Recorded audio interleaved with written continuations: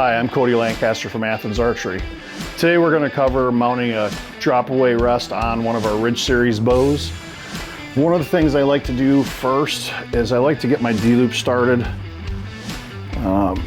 It's going to help us just kind of hold that arrow shaft in place. It doesn't have to be super tight or permanent, so it moves.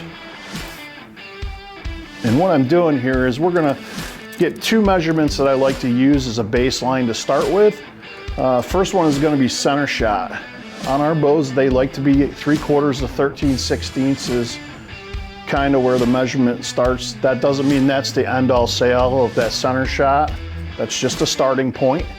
And right now we are at 13/16, so we're good on there. I'm going to make sure that the windage on this is snug, which it is.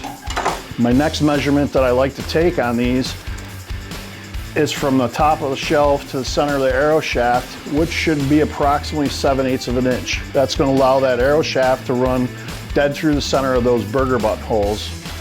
This rest is run by a cord.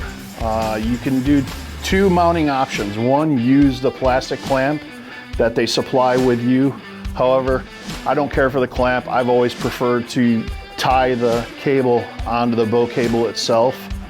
You will be required to just have about an inch worth of serving right here to keep that cable from sliding up and down.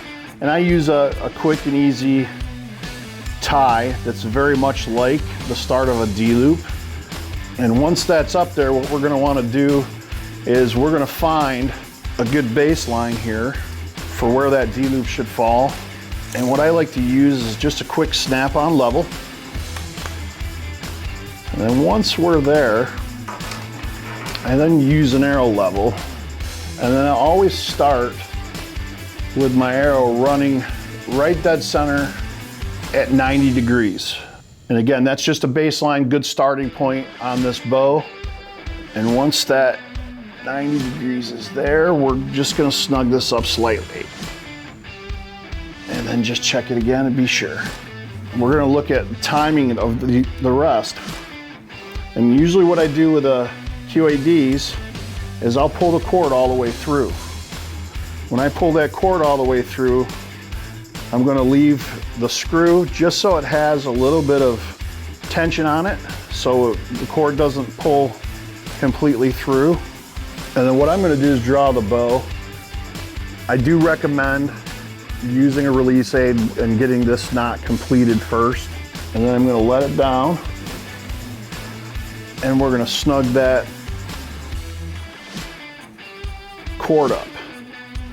And essentially what I find that works best with these bows is once it's done, the rest at full draw should come up just as you're coming onto your draw stops.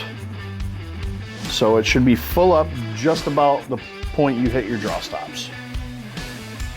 At this point, you've got your rests basically set up for the next stages of tuning. Whether you use paper tuning, walkback tuning, or you're gonna use a combination of paper tuning and bear shaft tuning, this just covers the basic setup. We'll get more into depth later in our series. For more information, go to athensarchery.com or follow us on Facebook or Instagram and subscribe to our YouTube channel.